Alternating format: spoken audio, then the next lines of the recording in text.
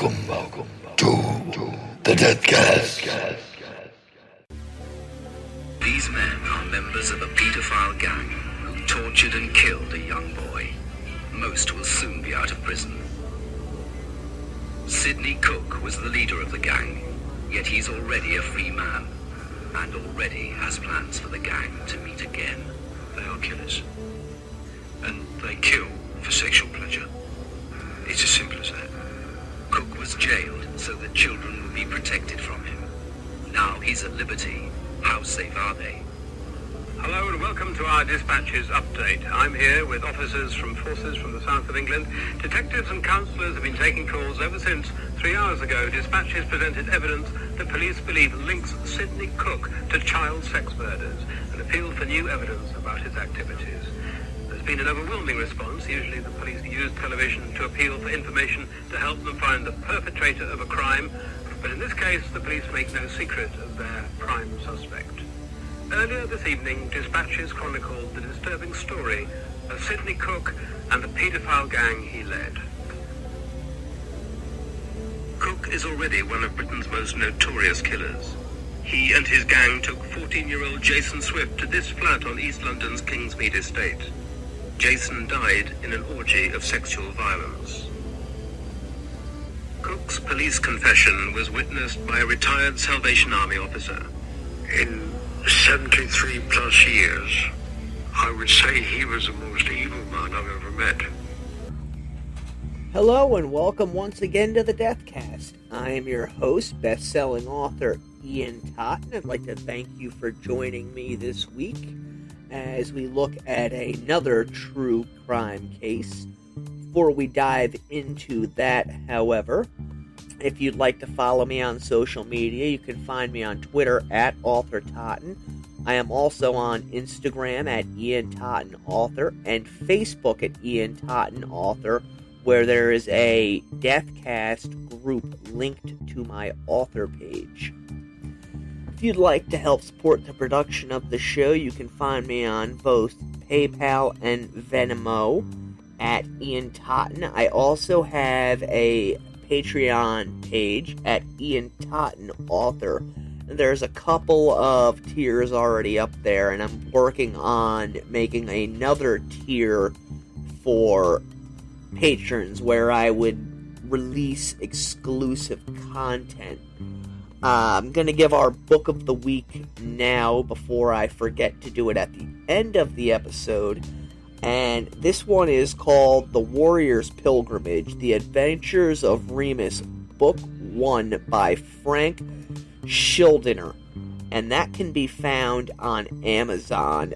This week's book, I haven't read it, but I do know Frank fairly well, and he is donating all profits of this book to St. Jude's Children's Hospital. Again, that's The Warrior's Pilgrimage, The Adventures of Remus, Book 1. It's more likely than not a pulp book like they used to put out in the 30s and 40s, like The Shadow, the old Robert E. Howard Conan books. So if you're into that kind of thing and you want to help support a good cause, you can find it on Amazon. Again, the book is The Warrior's Pilgrimage, The Adventures of Remus, Book 1 by Frank Schildener. Like I said, he's a good guy. Now that the plugs are out of the way, before I even do my normal spiel, I want to give a warning. There is going to be some pretty heavy subjects discussed in this week's episode, as I'm of course covering the man known as Britain's most notorious pedophile, hissing Sidney Cooke. He did some pretty horrific crimes, which I'm gonna be covering in some detail. So if this is the kind of thing that sets you off, just turn off the episode now and go listen to something else. That being said, get yourself something to drink, sit back in a chair, relax, close your eyes. I've got my coffee, I've got my cigarettes. Let's go into the crypt. Okay, as you heard in the trailer, those were just a couple of reports from British television on this week's subject. Sidney Cooke, also known as Hissing Sid. He is the archetype boogeyman of pedophiles. He's also a convicted murderer. He's a suspected serial killer, in fact. Which is why I am covering him this week. Sidney Cooke, there's really nothing redeemable about this man. In fact, you hear the conspiracy theories about, child pedophile rings and things of that nature, and how the entertainment industry and the government is linked to them. That's Sidney Cooke. He is the real deal. There's verifiable evidence that police have released linking him to all of these things. Unfortunately, police did not know of Cooke's existence until it was far too late. Sidney Charles Cooke was born April 18th, 1927 in Stroud, Gloucestershire, England. And I found it kind of hard to track down his early years. I know that he came from something of an impoverished background, and he spent his formative years working as a farm worker.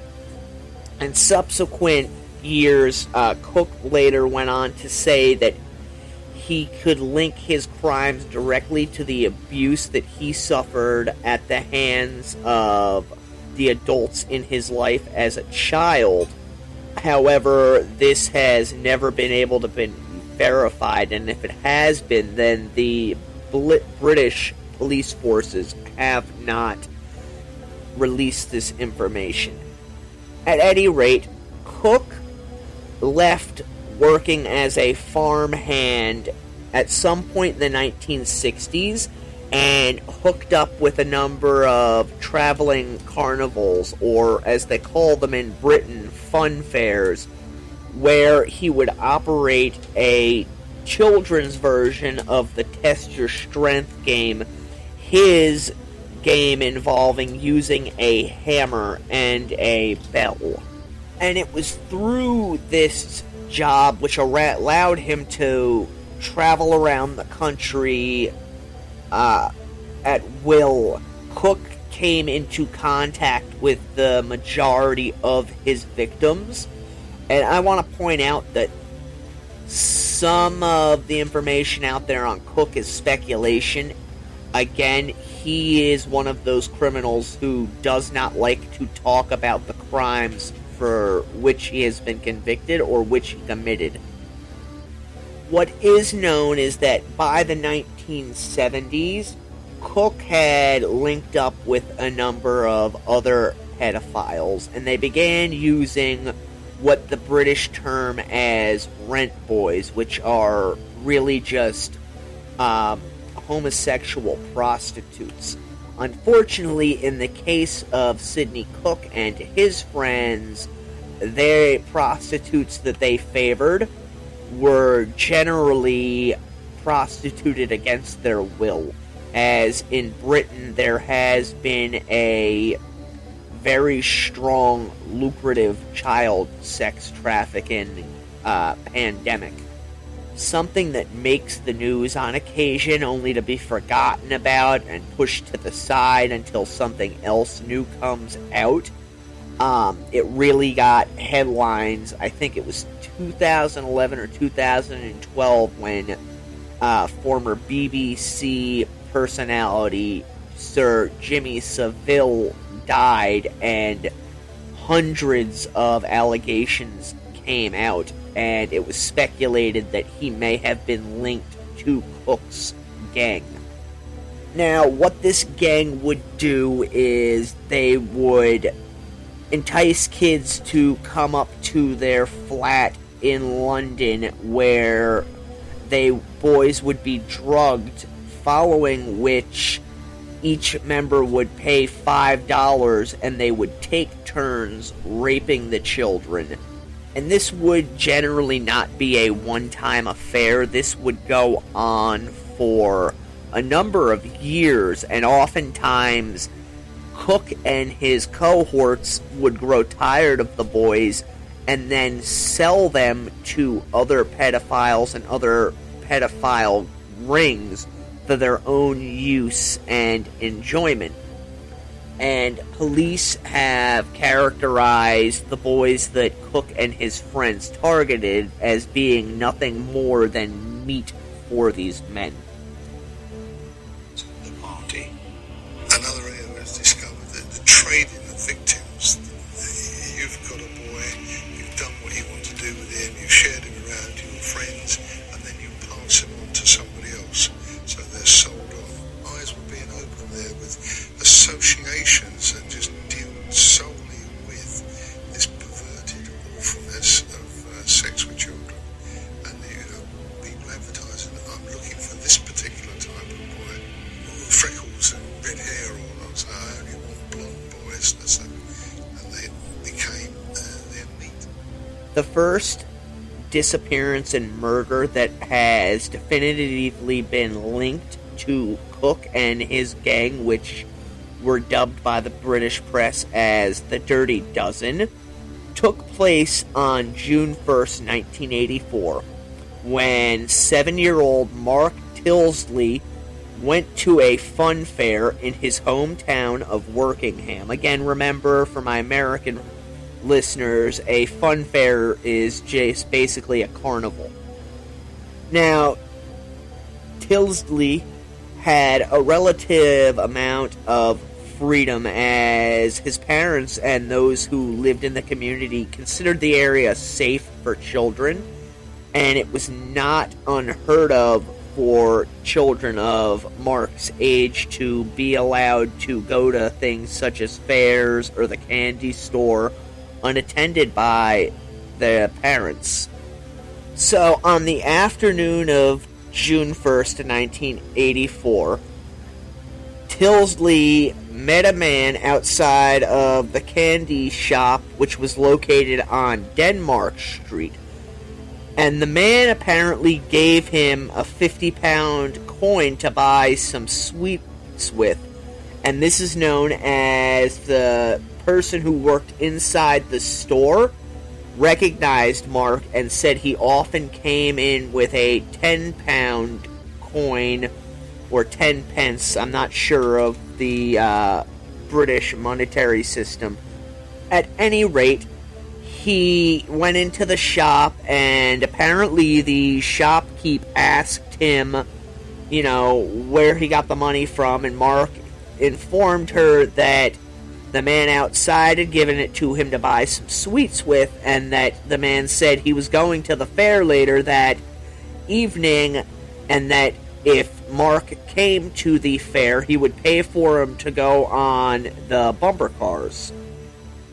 At around 5:30, just after dinner time, Mark left his home at number 1 Rose Court off of Rose Street, riding a gold Rally Tomahawk bike to make the half-a-mile journey to the fair. According to his parents, he said, "Don't worry, Mom, I won't be late," which his parents took to mean that he would be home by 7:30.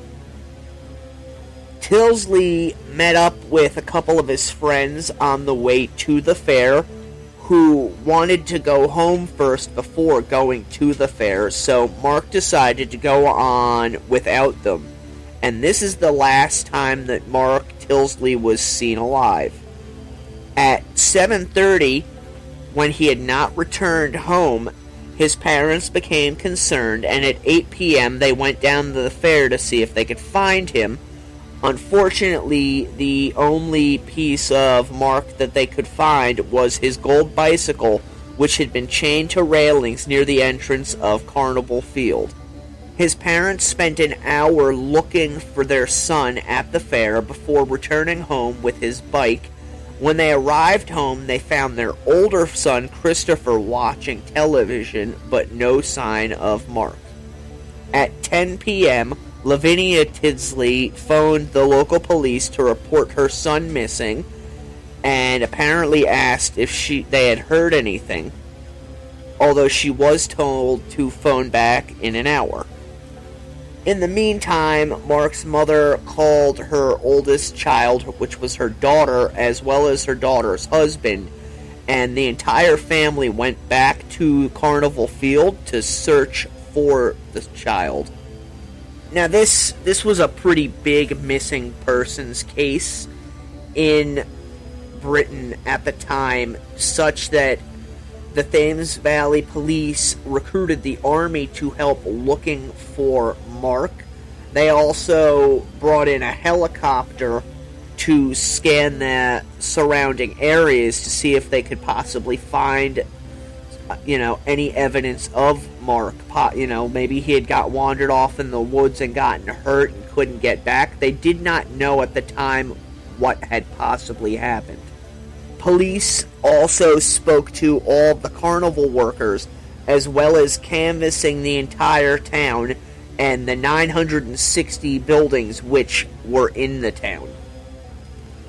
The case became so big that it was mentioned on the British television series Crime Watch UK.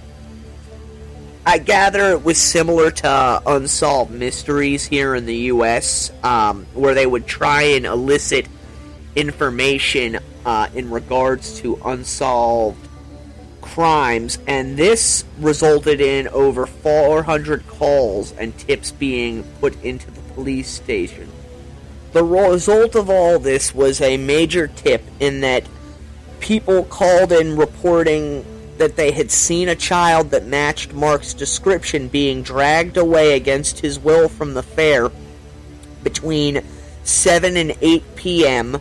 by what was described as a stooping man. There were further sightings of Mark and this stooping man on side streets in town, as well as other reports coming in from different areas of the country stating that Mark had been seen riding on various buses and in taxi cabs and walking down streets, although none of these could ever be confirmed. But for the most part, the case appears to have gone cold. Almost a year later, a 14-year-old boy named Jason Swift went missing. Now, Swift's family has been described as loving, although it has been said that Jason kinda did his own thing, oftentimes leaving home without telling his parents of where he was going, only informing them of his whereabouts by sending them postcards. They became concerned in July of 1985 when the cards stopped arriving. His body was found later that year in November. It was buried in a farm in Ongar in Essex by somebody that was walking their dog, and it was evident to the police that the boy had been sexually assaulted as he was naked, and they also found blood inside of the grave. Now, the police didn't have any suspects at this point, but a week after Jason Swift's body was found, another body was found. This was a 6-year-old boy named Barry Lewis who had disappeared from South London after being taken on the 15th of September. He too had been horrifically sexually abused before being killed. One thing that police noted was that the same tranquilizers were in the boys' bodies at the time of death, and Operation Stranger was launched as a result of this. One of the things that came out during this operation was that shortly after Mark Tilsley's disappearance, there were a number of reported attempted child abductions in the Wokingham area that the police had, for some reason, chosen not to make public. In November of 1985, Hackney police raided an apartment on Kingsmead Estate after receiving a report that a 13-year-old was being abused there. Unfortunately, they did not find the child in question, and later they picked up the informant and went to visit the flat and question the occupants, who were Lenny Smith and Robert Oliver. Both of these men had prior convictions for child sexual abuse concerning young boys, and because of this, they questioned them on Jason Swift's murder. Apparently, however, they got nowhere with this. Now, in February of 1986, this same boy that had been reported as being at the apartment in London, the Kingsmead Estates, was found when they raided a house in Croydon while they were making inquiries into Jason's murder. So basically what the police were doing were going to the homes of known sex offenders who had, a history of violence. And in the course of this, they found this boy who had been reported months earlier. While this was going on, they're talking to this boy and, questioning him on what had happened. Police in another town had arrested Leslie Smith when they received a report of a man driving around town attempting to entice young boys into his car. The police found the man and questioned him, and he freely admitted to trying to lure young boys into his vehicle, at which point he was promptly arrested. This was Sidney Cooke. It was at this point that the police in this other town learned that both Cooke and Smith had been named by the child that the police in Hackney had discovered as having brutally raped him before selling him off. This set off a massive chain of events, which ended with 12 members of this network, the aforementioned Dirty Dozen, being arrested. And they all were eventually convicted, but the ones who really don't play into this story, I'm still throwing their names out there because I think individuals who do this kind of thing are the scum of the earth. One of them was a man by the name of Walter Ballantyne. Another was Leonard William Smith, Simon Hames, Colin Byrne, Daniel Payne, Roy Allen Morris, Alfred Goddard, John Thornton, John Steed, Edward Talbot, and Brian Turner. Now, unfortunately, none of these guys got anywhere near real time for the horrific crimes that they did. One of the men who was snagged in this operation was a man by the name of Leslie Catweasel Bailey. And Bailey admitted to the rape and murder of Mark Swift and Barry Lewis, for which he was sentenced to life in prison. However, once he went into the prison system is where the story really takes a turn, because remember, we're talking about Sidney Cooke, and when he was in prison, Bailey was in a cell with another convicted pedophile by the name of Ian Glib, and this guy, Glib, went to police and told them that Bailey had begun confessing to him about other murders. This led to the creation of another operation known as Operation Orchard, and this was in 1989. And the reason for this was that Lenny Smith had been heavily implicated in the murder of Jason Swift, and the police suspected there were other members involved in these crimes. Smith, who was under constant surveillance, would eventually be arrested and for abusing a boy in a public toilet and sentenced to 3 years. Back to Ian, I apologize, I mispronounced his last name. I pronounced it Ian Glib. It's Ian Gabb. And apparently he was revolted by their crimes, as he did not wish to kill his victims, only abuse them, and he found the fact that they would murder these children to be absolutely abhorrent. These are his own words.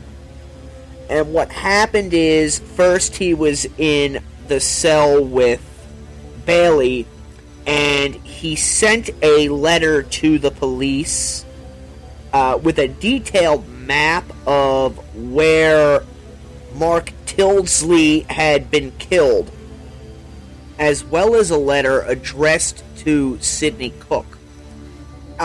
During this time, they moved Gibb into cells with Oliver and then Cooke. And it was at this point that Bailey confessed that he and his ring had in fact killed Mark Tisdale. Now, according to Bailey, on the night that Mark disappeared, he and his lover, Lenny Smith, had driven from Hackney to Wokingham, as there would be a quote-unquote party in a caravan owned by Cooke located near to the fair. Now, the police were able to determine that Cooke was in fact at the fair at this time, as he had been questioned, and the owner of the fair admitted that Cooke was one of her employees. According to Bailey, upon arriving at the fair, Smith went to find Cooke, and they came back not long after, dragging a young boy with them who was apparently kicking and screaming, despite being enticed with a 50-pound bag of sweets. They ended up driving to Cooke's caravan, at which point they drugged the boy with milk that had been laced with a muscle relaxant. Afterwards, the four men took turns raping Mark. They took a short break before they poured more of the muscle relaxant directly down Mark's throat and continued with the abuse. Smith then apparently forced a pill down Mark's throat and then grabbed him by the neck. And Bailey referred to this as Mark's party, which shows you the sick depravity of these men. But Bailey also said that he knew Mark was dead at this point, as he was unable to feel a pulse.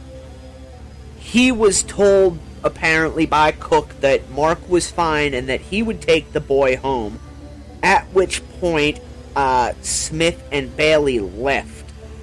Neither he nor Smith knew of the whereabouts of Mark Tilsley, although it should be noted that if we are to take this man's word as being the gospel truth, Mark was unfortunately dead long before his parents even realized he was missing. But armed with this evidence, the police proceeded to press murder charges on the other members of the gang besides Bailey, including Sidney Cooke. Before I get into what happened, with Sidney Cooke and his gang of scumbags, I want to read a letter that Ian Gibb sent to the police after having spent a cell with Sidney Cooke. Dear Richard, I moved in with Sidney Cooke yesterday afternoon. Please, God, don't ever let this man walk our streets again. He continually talks about sex with children. It's really sickening. I can tell you that there are probably 25 to 30 dead children buried out there. Cooke has already admitted to me that he's seen about 15 killed. All that I write is the truth. The only part that is missing is the creeping feeling of evil I get while listening to Cooke tell me of these events. I cannot relate the fear I feel for children everywhere that I feel while this man Cooke laughs and squeals in delight as he tells me of the things he has done and the things he intends to do in the future. Hearing those words, I want to keep in mind that Ian Gibb was himself a convicted child sex offender.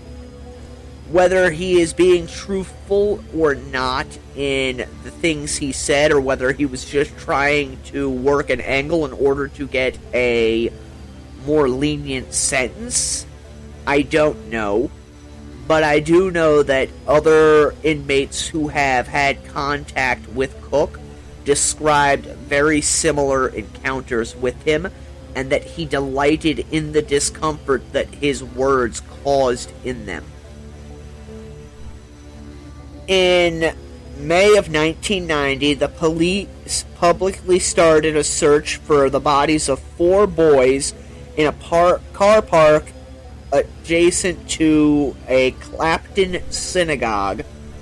No bodies were found. However, police later admitted that they found evidence that a body had been there, but that it had been moved to another location. In July of 1990, Scotland Yard disclosed that detectives were investigating the disappearance of boys over a 6-year period, as well as deaths during the making of films in London dating back to 1984. Police pressed forward with the indictments of Cooke and other members of his gang. Unfortunately, only Bailey ended up being convicted of the actual murders. Cooke and his associates were convicted of the lesser charge of manslaughter. Bailey was also convicted on the 23rd of October for the manslaughter and buggery of Mark Tilsley, who was age 7. He was the first murder that we talked about. Although police did not believe he was the worst of the offenders, as he had some form of diminished capability due to severe learning disabilities and mental disorders. As for the other men, they were initially sentenced to life in prison. However, when Bailey took full responsibility for Jason Swift's murder on himself, they were lessened to 15 years in prison. They appealed their convictions, and with the exception of Bailey, all of the men had sentence reductions, with Cooke's being brought down to 16 years. This is despite the fact that Cooke did an imitation for police of Swift's death rattle. That is the noise the child made as he died, and apparently he enjoyed this greatly when doing it, as well as indicating that he knows where Mark's body is buried, but refusing to tell them where it is. Now, Bailey was murdered while he was in prison, thankfully. Of the men who were convicted of manslaughter in the Swift case, the only one I could find anything on besides Sidney Cooke was Robert Oliver, who had been given 15 years. He was released after 8 years and changed his name apparently to Carl Curtis. He was rearrested and jailed for 3 years after being found guilty of luring children into his home in Maidstone, Kent. Now, Cooke was released in April of 1998, and one of the things that he told the parole board was that Bailey, who by this point was dead, had in fact been the ringleader of the gang, and that he had more or less just gone along with it. Cooke's parole caused a massive outcry in Britain. I'm talking like to the levels of if they had attempted to parole Charles Manson here in the U.S. People were beyond angry and disgusted over this turn in his case. More so after it was learned that the area they proposed to parole him to was within walking distance of 2 schools. Now, Cooke admitted to the parole officers and everyone else that there was a very good chance that he would reoffend if paroled. However, Britain's prison system being what it is, they pretty much hold cases or prison terms to what they are. Meaning that this piece of crap spent 8 years in prison before being released. Such was the fear of the public's reaction to Cooke being released, the police actually smuggled him out of prison under cover of darkness, refusing to state where they had brought Cooke. As it turns out, he ended up spending 10 months living in a suite of jail cells at the Yeovil police station, and this was of his own request because Cooke stated he feared for the safety of his life, which he reasonably should have feared for the safety of his life. My personal opinion, a little bit of rant, but Sidney Cooke and other individuals like this, 90 days to appeal anywhere in the world, I don't care where, after which you're executed, because crimes like this, whether the victim lives or dies, the victims can't fully grasp what it is that they are partaking of or what is being forced upon them, but it's also something that they carry with them for the rest of their lives. Again, this is not something that is done to a child and, they forget about it after the fact. The child will feel the effects of this abuse the rest of their life, and it is unlike any other crime in the world that I'm aware of, in that the victim continues to suffer years, decades after the crime has been committed. The good news, however, is that the Channel 4 documentary program Dispatches did a program on Sidney Cooke, snippets of which you heard at the beginning of this show. And because of the public interest in this show and the amount of tips that the police received, they opened up another investigation into Sidney Cooke, looking for anything that they could find to put the man back behind bars. On January 26, 1999, Sidney Cooke was rearrested, and he was charged at the Reading police station with committing 18 offenses between 1972 and 1981 in Battersea and Stockwell in South London, Twyford, Berks, Canterbury, Kent, Washington, Tyne and Ware, Hatfield, Berkhamsted, and Tringenhertz. He was moved back to prison on remand, which basically means he was being held until his court date.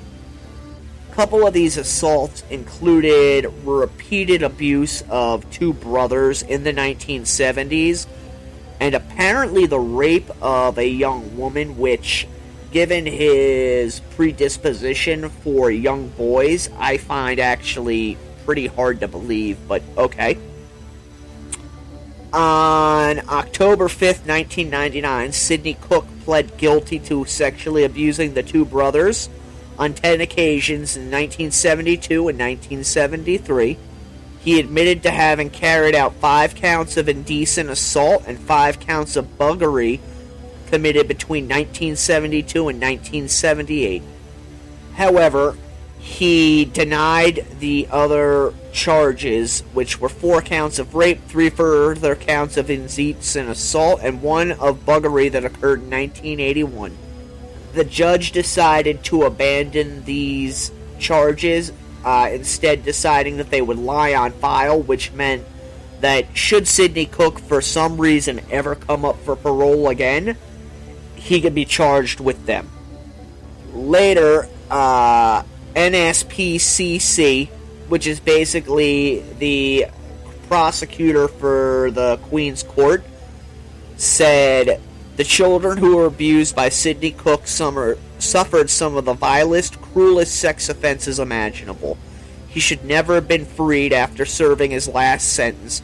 We sincerely hope he will never be given the opportunity to hurt another child again.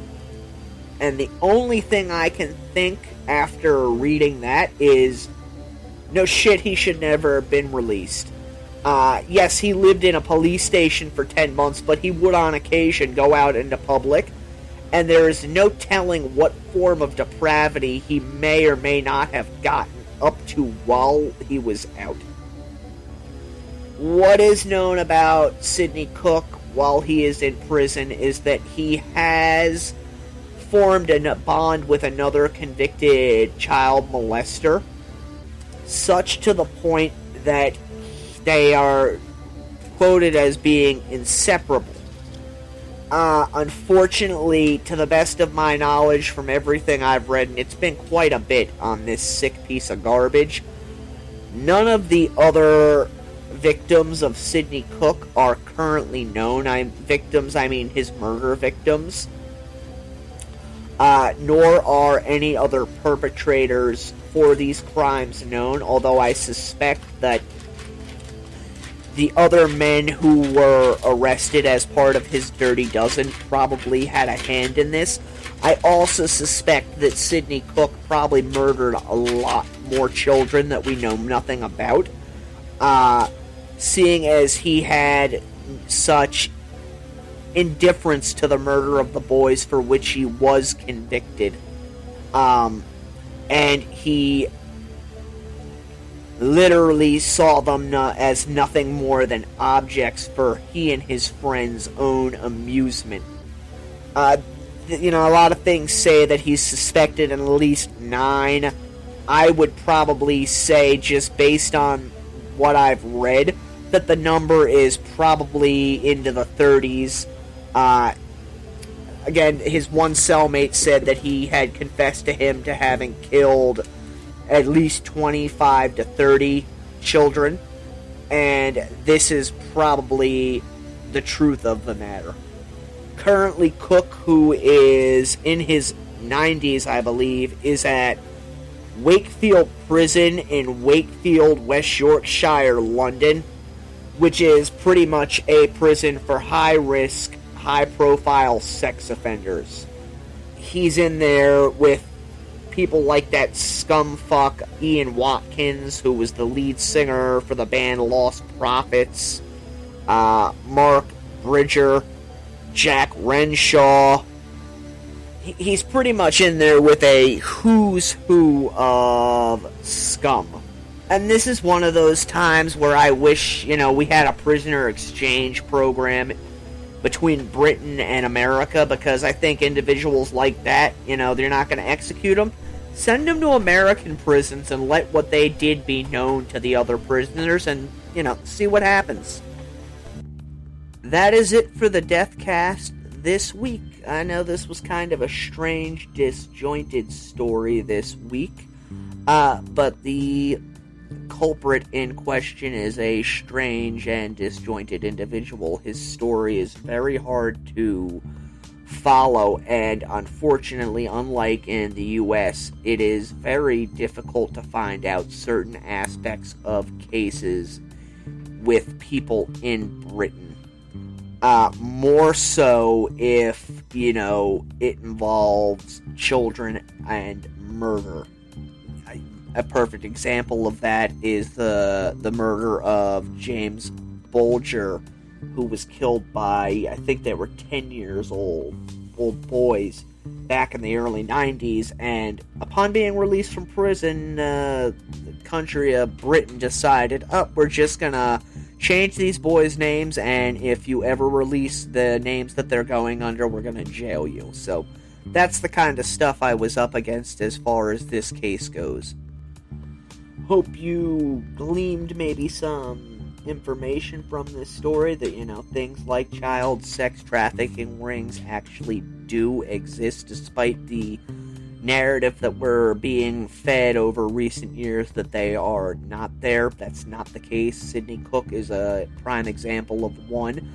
Another one would be North Fox Island in Michigan, where a millionaire named Francis Sheldon trafficked boys across the country for Lord knows how long, until being discovered in the 1970s, at which point he fled the country. And Sheldon, as I mentioned on the episode covering the Houston mass murders, had ties to both John Wayne Gacy and Dean Corll.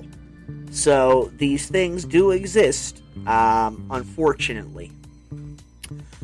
Till next week, I am your host, Ian Totten. Be safe and stay morbid.